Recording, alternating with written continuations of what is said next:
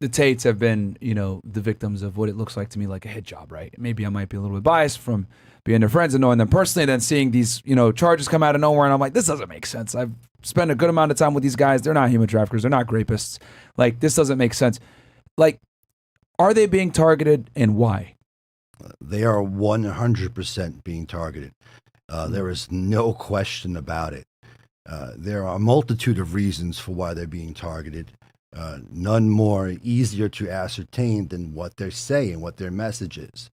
When you have an entire corporate structure, an entire public partnership between the world governments and world banks and corporations that are trying to emasculate men, to neuter young men, to change the genders of people at a very young age, to take fathers out of the home, to remove traditional values of any kind.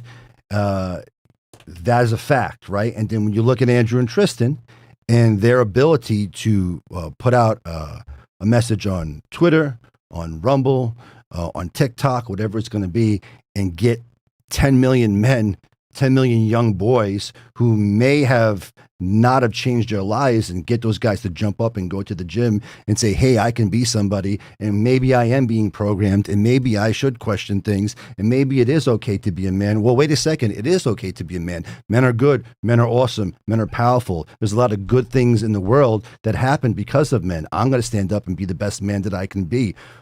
That kind of power is crucial in the day that we live in. And that kind of power is a threat to the establishment that Andrew refers to as the Matrix. Yeah. And this is why they're being attacked. They're being attacked not because of what they've done. It's because of who they are and what they say. Influence. Yeah, and I think their influence is something that they really fear.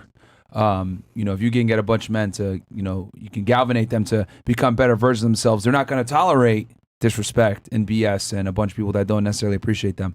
So even elections, he says, hey man, I voted for this person. You can swear a whole election. So they're scared of that too. Yeah. Yeah.